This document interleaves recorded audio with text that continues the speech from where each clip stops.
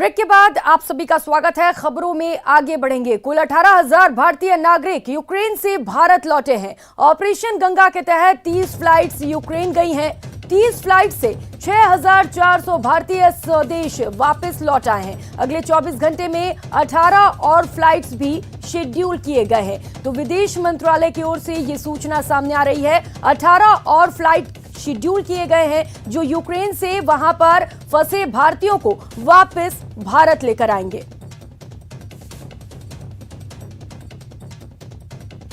तो इस वक्त रूस और यूक्रेन में जंग चल रहा है।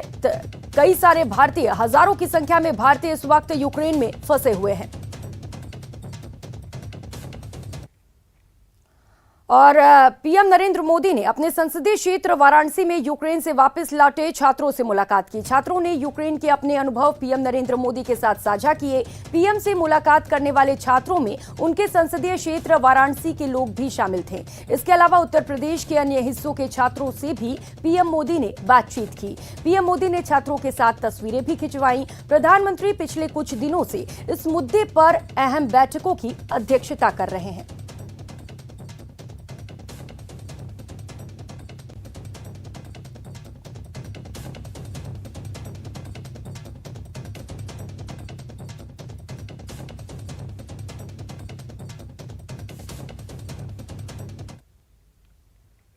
तो वहीं आज यूक्रेन से भारत पहुंचे 8 राजस्थानी स्टूडेंट्स। जयपुर राजस्थान के 8 छात्र पहुंच चुके हैं। जयपुर एयरपोर्ट पर छात्रों का जोरदार स्वागत किया गया। एयरपोर्ट पर मंत्री और सांसदों ने छात्रों का स्वागत किया। राजस्थान की 8 छात्राओं की घर वापसी भी कर ली गई है। जयपुर पहुंचे यूक्रेन से ये लौटे छात्र।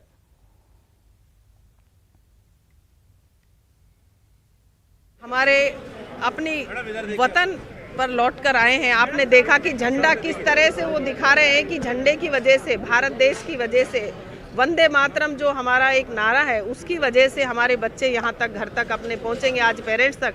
आज बहुत बड़ी खुशी का दिन है। हमारे साथ एमपी साहब हैं, मेयर हैं और रफ़ीक खान जी हैं। हम सब लोग को बड़ी खुशी हो रही है कि हमारे अपने बच्चे यहाँ पर आए हैं।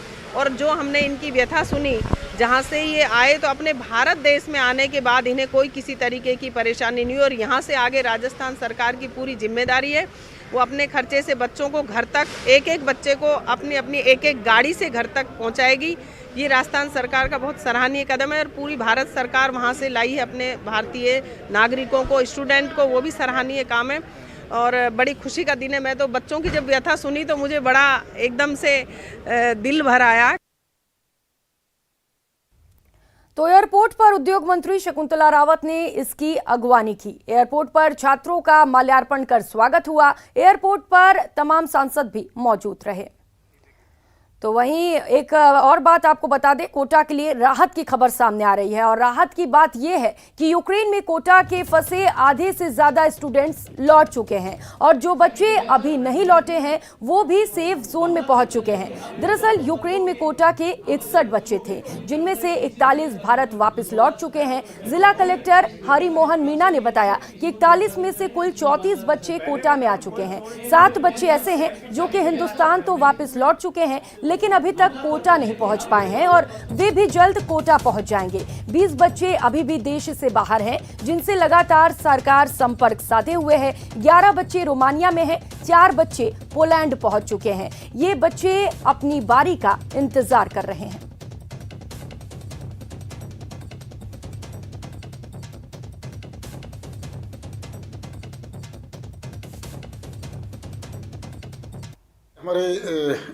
हमारी सूचना है राजस्थान सरकार से, जिला प्रशासन ने जो तैयार की है, 61 बच्चे हमारे कोटा के थे, जिसमें से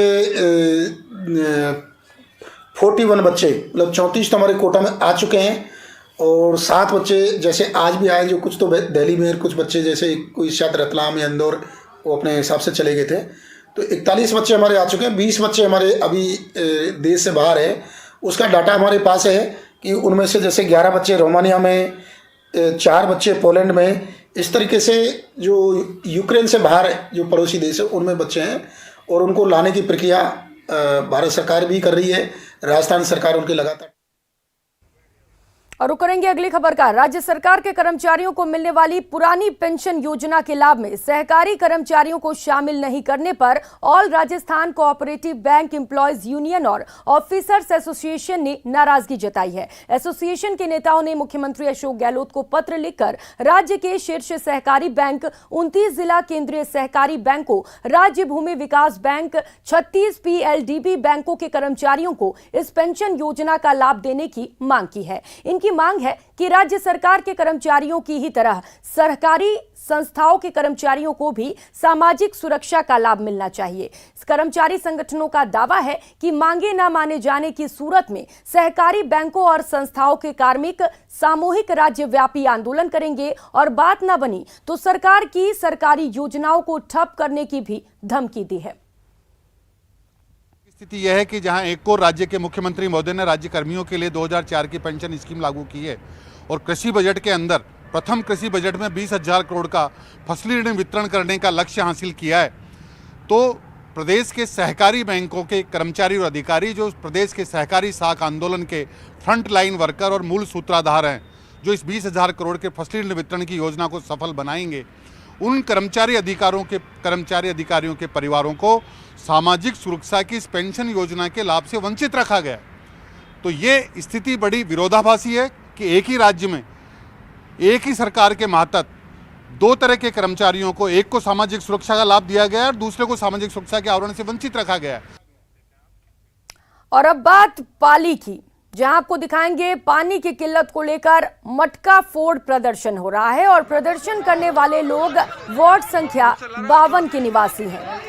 दरअसल आरोप है कि वार्ड संख्या 52 में काफी समय से पानी सप्लाई नहीं हो रहा है, जिसकी शिकायत कई बार अधिकारियों को की गई, लेकिन जब सुनवाई नहीं हुई तो फिर इलाके की महिलाएं जिला कलेक्ट्रेट पर विरोध प्रदर्शन करने पहुंच गई। मटका फोड़ा, विरोध जताया और पीने का पानी की मांग की। साथ ही पार्षद अशोक कुमार के नेतृत्व में जिला कलेक्टर नमित मेहता को ज्ञापन भी सौंपा।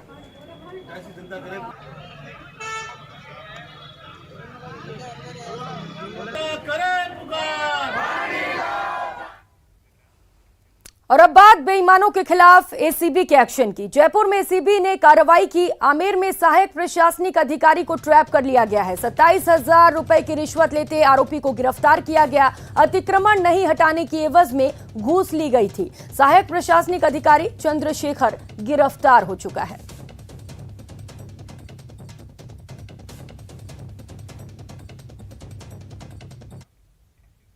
उधर औषधि और प्रसाधन सामग्री अधिनियम के तहत अनियमितता मिलने पर अब कार्रवाई में मनमर्जी नहीं चलेगी। मेडिकल स्टोर संचालकों के खिलाफ मनमर्जी से कार्रवाई की शिकायत मिलने पर ड्रग कंट्रोलर ने संज्ञान लेते हुए संबंधित अधिकारियों से 3 सालों का ब्यौरा मांग लिया है। साथ ही प्रदेश भर में अधिकारियों को अब कार्रवाई में एक रूपता के निर्देश दिए हैं, यानी एक ही तरह की अनियमितता पर अलग अलग मेडिकल स्टोर पर लाइसेंसी पर अलग अलग तरह की कार्रवाई नहीं हो सकती। इस मामले में शिकायतें मिलने के बाद ड्रग कंट्रोलर ने इस पर जांच शुरू की तो दुकानों में अनियमितताओं के मामले में निलंबन, निरस्त्रीकरण और चेतावनियों के मामलों में एक रूपता नहीं मिल पाई। इसके बाद ड्रग कंट्रोलर ने अधिकारियों को स्पष्ट निर्देश जारी कर दिए हैं। सभी अधिकारियों को निर्देश दिए गए हैं कि वह औषधि एवं प्रसाधन सामग्री अधिनियम के अनुसार एक समान रूप से कार्रवाई करें और इस संबंध में कुछ शिकायतें प्राप्त हुई थी, उसके संबंध में संबंधित अधिकारियों से हमने उनके गत 3 वर्षों में जो कार्य किया है उसका लेखा जोखा लिया है और हम सभी को ये निर्देश दिए हैं कि जो भी कार्रवाई करें वह समान मापदंडों के अनुसार करें। और यहाँ रुकेंगे एक छोटे से ब्रेक के लिए, कहीं मत जाइएगा, लौटेंगे फौरन।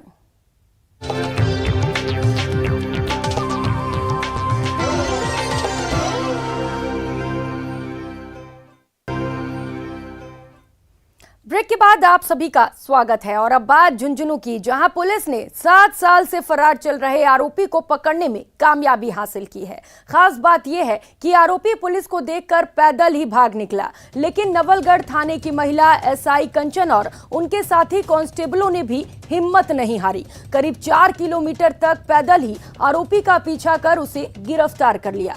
दरअसल अप्रैल 2015 में रोडवेज बस डिपो के पास के एटीएम को 4 जनों ने तोड़कर लूटने की कोशिश की थी। इस मामले में 3 आरोपियों को पुलिस ने पहले ही गिरफ्तार कर लिया था, लेकिन चौथा आरोपी रामकुमार बावरी फरार था। 25 अप्रैल 2015 को नवलगढ़ में एक रोडवेज बस स्टैंड पे एसपीबीजे का एटीएम था। उसके एक सिक्योरिटी गार्ड ने एक रिपोर्ट दी थी कि रात को 4 आदमियों ने मिलकर मुझे बंधक बना लिया और बंधक बना के और उस एटीएम के अंदर तोड़फोड़ कर रहे थे, लूटने की कोशिश कर रहे थे। तो उसी दौरान पुलिस आ गई थी और पुलिस ने 2 आरोपियों को तो मौके से गिरफ्तार कर लिया था और एक आरोपी को बाद में प्रकरण दर्ज होने के बाद में ड्यूरिंग द इन्वेस्टिगेशन अरेस्ट कर लिया था जी। लेकिन एक आरोपी काफी लंबे समय से फरार चल रहा था, रामकुमार पुत्र बूराराम जाति बावरी। और करेंगे अगली खबर का। पूर्व विधायक भंवर सिंह पलाड़ा को बड़ी राहत मिली है। हाईकोर्ट से पलाड़ा को राहत मिली है। हाईकोर्ट ने पलाड़ा के खिलाफ दर्ज रिपोर्ट को रद्द कर दिया है। भीलवाड़ा के प्रताप नगर थाने में ये एफआईआर दर्ज कराई गई थी। पलाड़ा और एएसपी सहित 12 लोगों के खिलाफ एफआईआर दर्ज कराई गई थी। तो एक महिला इंस्पेक्टर ने रेप के आरोप लगाए थे। तो पूर्व विधायक भंवर सिंह पलाड़ा के लिए राहत भरी खबर सामने आई है। हाईकोर्ट ने इनके ऊपर दर्ज किए गए एफआईआर को रद्द कर दिया है।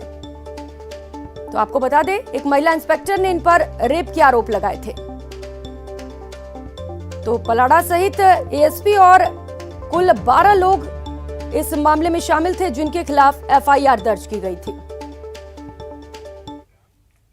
और अब बात अलवर की, जहां बांसुर थाना इलाके में गेस्ट हाउस में संदिग्ध गतिविधियों की सूचना पर पुलिस ने छापेमारी कार्रवाई को अंजाम दिया। इस कार्रवाई में पुलिस ने 5 लड़के और लड़कियों को संदिग्ध अवस्था में हिरासत में लिया। साथ ही गेस्ट हाउस संचालक राजेश रावत के खिलाफ कार्रवाई की। पुलिस ने हिरासत में लिए गए लड़के और लड़कियों के परिजनों को बुलाया, फिर पूछताछ के बाद चेतावनी देते हुए परिजनों के हवाले कर दिया।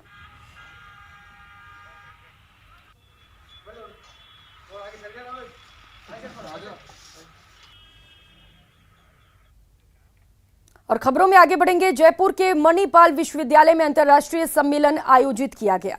सामाजिक विज्ञान और मानविकी संकाय में बहुविषयक रुझान पर एक अंतर्राष्ट्रीय सम्मेलन आयोजित किया गया। सम्मेलन के मुख्य अतिथि धार्मिक कथाओं के प्रख्यात वक्ता डॉक्टर देवदत्त पटनायक थे। डॉक्टर पटनायक ने भारतीय धर्मशास्त्र की वैज्ञानिक व्याख्या की। डॉक्टर पटनायक ने बताया कि यज्ञ धार्मिक ही नहीं, वैज्ञानिक प्रक्रिया है। अध्यक्षीय भाषण देते हुए विश्वविद्यालय के डॉक्टर NN शर्मा ने कहा कि डॉक्टर पटनायक जैसे विद्वान नई पीढ़ियों को भारतीय परंपराओं से अवगत कराने का एक जटिल कार्य कर रहे हैं। कार्यक्रम की शुरुआत में school of humanities and social sciences के निदेशक डॉक्टर ऋचा अरोड़ा ने सभी का स्वागत किया। डॉक्टर मीरा बेंदूर ने सम्मेलन की रूपरेखा से अवगत कराया। कला विभाग के अध्यक्ष डॉक्टर मणि सचदेव ने वर्तमान संदर्भ में मानविकी और सामाजिक विज्ञान के महत्व को बताया। इस मौके पर सोफिया क्लब की पत्रिका प्रतिबिंब का विमोचन भी किया गया। प्रोफेसर एंथोनी सेवरी राज ने धन्यवाद प्रस्ताव रखा। कार्यक्रम का संचालन डॉक्टर राधिका मोहन गुप्ता ने किया। Now, this is one subject that they don't teach in universities. The reason is because it is very difficult to define this word. Because most people follow a very 19th century definition of words and they have not come to the 21st century. Today we use the word nyaya to mean justice. But about 2000 years ago, the word nyaya in Sanskrit meant rational thinking. It also meant epistemology. इस bulletin में फिलहाल इतना ही। News 18 Rajasthan पर खबरों का सिलसिला जारी है। आप बने रहिए हमारे साथ। नमस्कार।